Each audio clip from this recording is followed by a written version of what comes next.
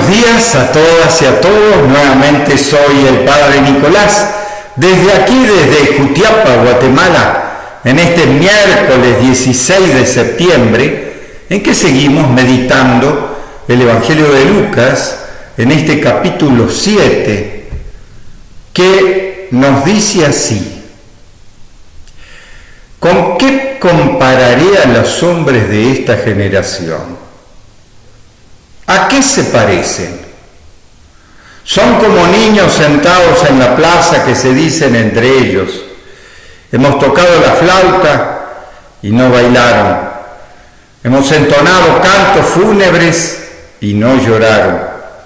Vino Juan el Bautista, que no comía pan ni bebía vino, y dicen: está endemoniado. Vino el Hijo del Hombre, que come y bebe, y dicen: miren qué comilón y bebedor, amigo de recaudadores de impuestos y pecadores. Pero la sabiduría ha sido reconocida por sus discípulos.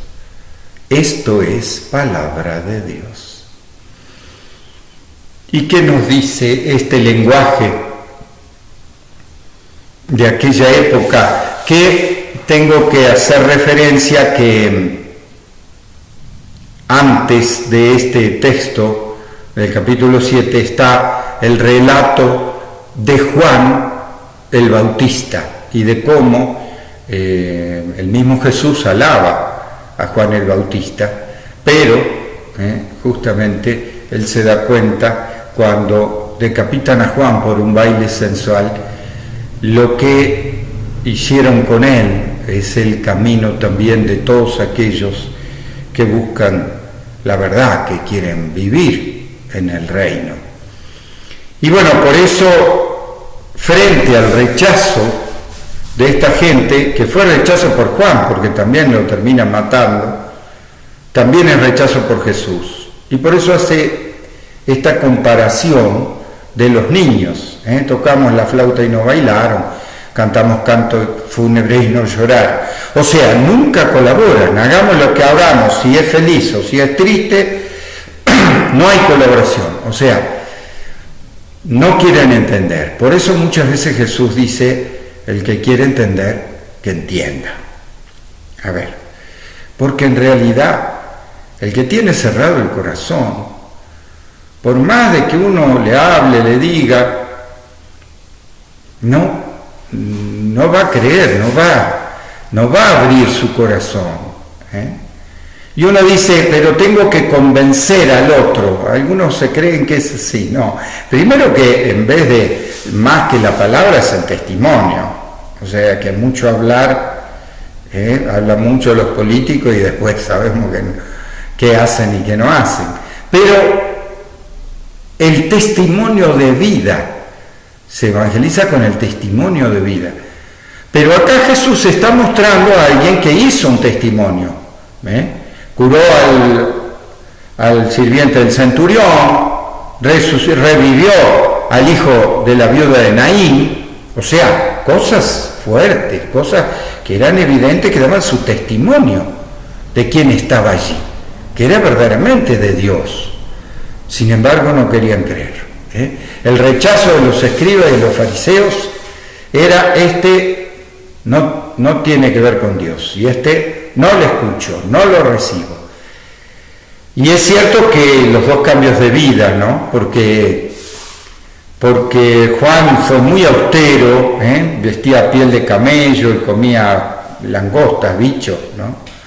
En cambio Jesús no, comía y bebía. Acuérdense, el primer milagro fue en la boda de Caná, y entonces es un bebedor. Al otro era un endemoniado y este es un...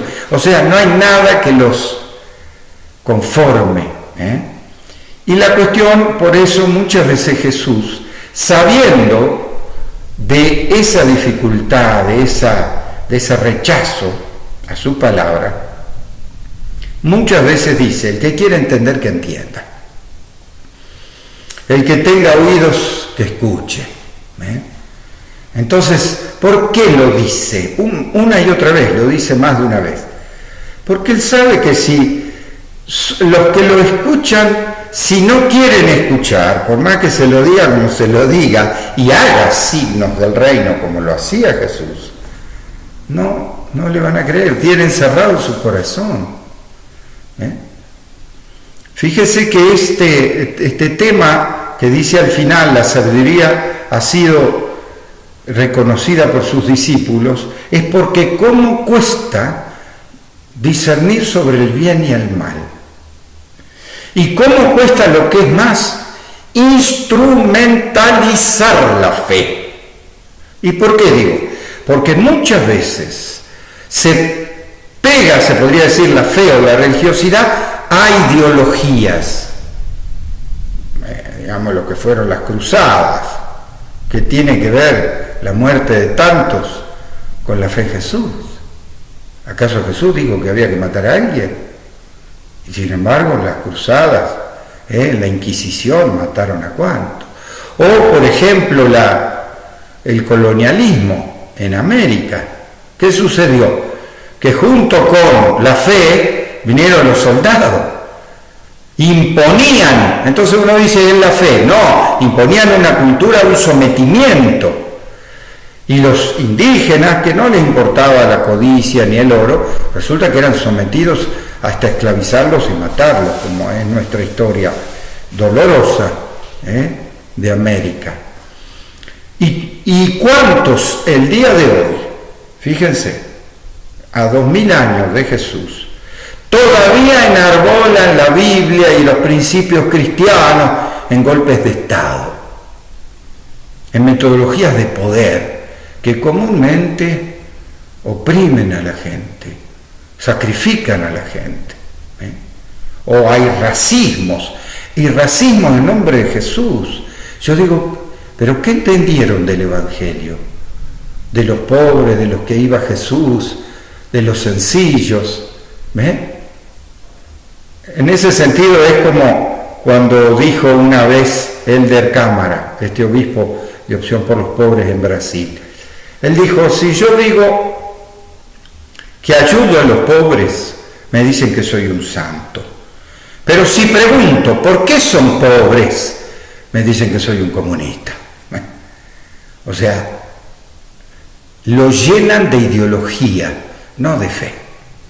El querer a los pobres, a los que sufren, el buscar la justicia y la paz, lo tienen que cargar de ideología. Entonces, se ponen de otro lado, aún instrumentalizando y utilizando la Biblia. A 2000 años de lo de Jesús, lo volverían a matar, no me cabe la menor duda. ¿Y por qué?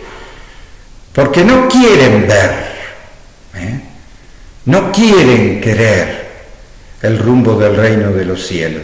Quieren sus ideologías, sus economías, o su poder, o su dinero, pero no al prójimo, a los otros. Y el camino de Jesús, el amor a los demás, entonces le crea conflicto. Por eso una y otra vez nos tenemos que acordar lo que nos dijo Jesús. Recibirán el 100 por 1, pero con persecución. ¿Qué quiere decir eso? Que el conflicto siempre va a estar en quienes buscan la justicia, la verdad, la solidaridad. Siempre va a estar. Como estuvo uno a veces de un modo, a veces de otro, a veces con la violencia, como a Romero y a tantos, y otras veces tal vez sutilmente, con propagandas, con modos psicológicos de meter, se podría decir, el mal. Y bueno, uno tiene que saber discernir, ser discípulo y saber con la sabiduría reconocer el bien y el mal, la justicia y la verdad. Siempre va a estar por el lado de la vida. Las cosas de Dios siempre van por el lado de la vida y la solidaridad a los demás. Por eso, en esta pandemia, más que nunca, tenemos que dar testimonio de esa solidaridad. Que Dios los bendiga en el nombre del Padre, del Hijo y del Espíritu Santo. Amén.